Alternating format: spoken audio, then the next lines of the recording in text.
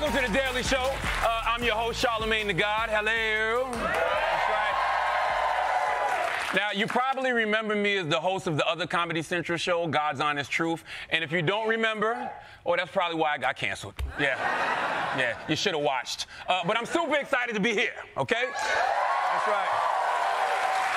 We've got a great show for you tonight, so let's get into some headlines.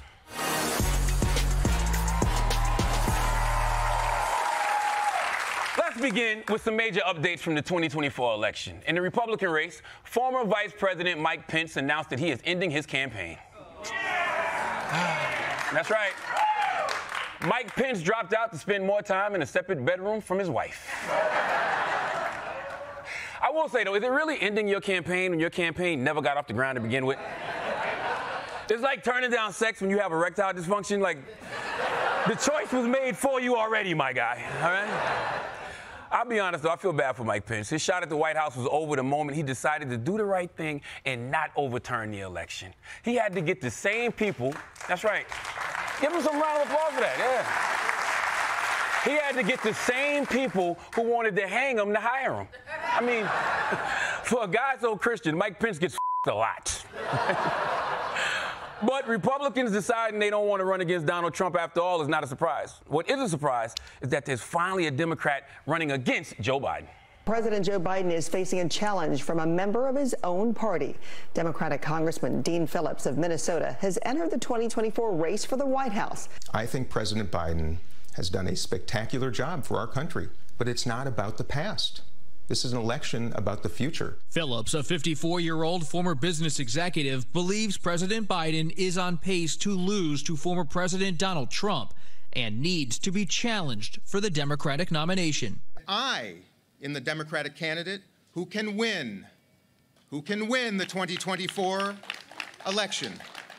So I say our time is now, and I say, and let's say it all together. What's my slogan? 1, 2, 3.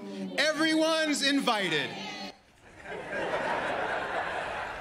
Listen, you can't do a call and response on day one of your campaign. No one knows what your slogan is. Because what do I always say? On the count of 3, say it with me. 1, 2, 3. That's right. You don't know what I always say because it's my first day. Right? Now, a lot of Democrats are upset that someone is challenging Joe Biden, which is weird because they're always talking about how democracy is in peril. Now this guy's like, well, I'll run too. And they're like, no, we don't mean democracy in the Democratic Party. So I think it's good that they've got someone running against Biden. Even if you support Biden, you should want him to get some practice in the ring because so far, outside of Trump, Biden's toughest opponent has been gravity. Yeah. We should be glad Biden is getting challenged, okay? I don't know if this is the guy, though. The first time I hear about you shouldn't be when you're running for the highest office in the land. Sure, Trump didn't have political experience, but at least I saw him on TV. And I don't need Dean Phillips to be a celebrity, but he should at least go on one episode of Naked and Afraid. Just one, okay? Now, the reason Dean Phillips is the only serious Democrat running against Joe Biden is that the bigger names are staying out, like Gavin Newsom, Governor of California and Dollar Store American Psycho. A lot of people think he would be a good candidate, and after what happened with him on a trip to China over the weekend, I would definitely want to see him run. The Los Angeles Times says California Governor Gavin Newsom visited China, where he fouled out during a photo op with some kids. Newsom stopped by a school basketball court in Beijing Friday. While demonstrating his skills, he stumbled and then he knocked down a student. Newsom and the boy ended up on the ground, though neither appeared to be hurt. That's right. That's right.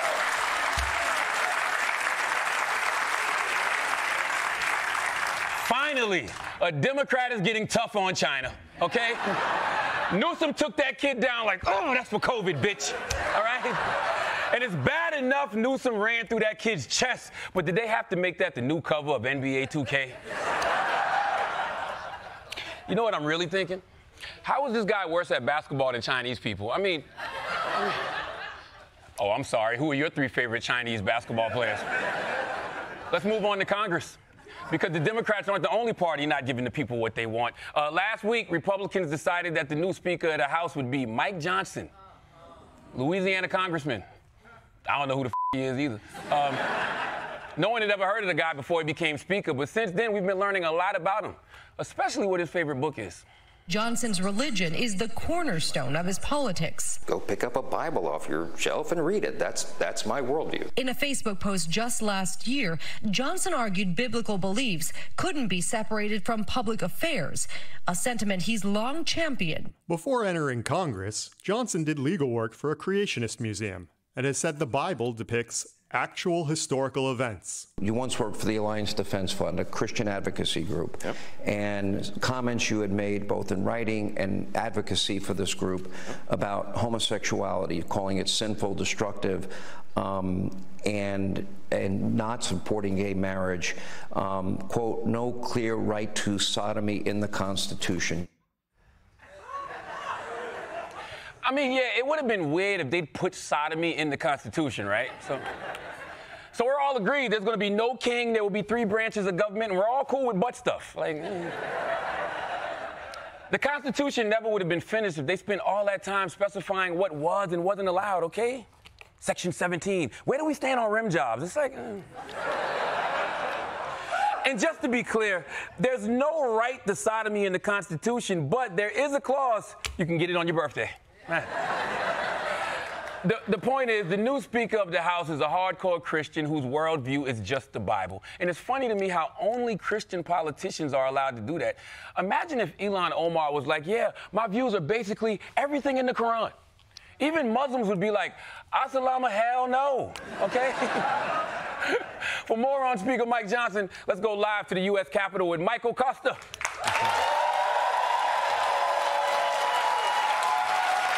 That's right. Now, Michael, what do you think of the new Speaker being such a Bible believer? Oh, it's great news, Charlamagne. Until now, the House has been a dysfunctional mess of gridlock and infighting, but when you introduce religion into a conflict, it gets fixed right away. But what if Mike Johnson tries to force his religious beliefs into law? Well, would that be so bad? The Bible's rules are timeless and always relevant. Like right here, shellfish must be banned as a detestable abomination. Great idea.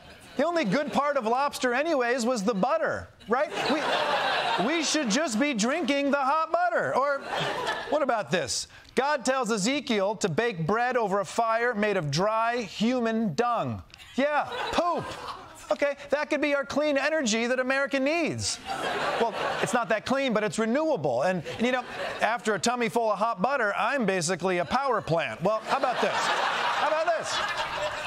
A menstruating woman is unclean, and the righteous man shall not approach her.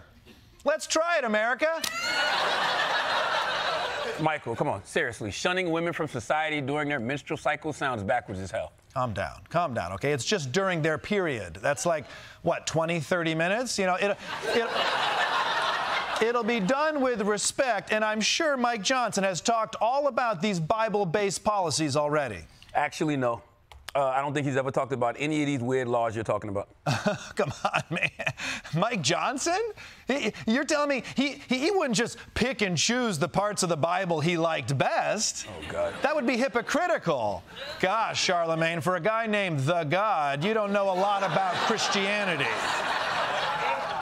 We can expect Mike Johnson to push for all these laws, and I can't wait for him to implement 1 Samuel chapter 18, where David has to bring 200 foreskins to King Saul as a dowry to marry the princess.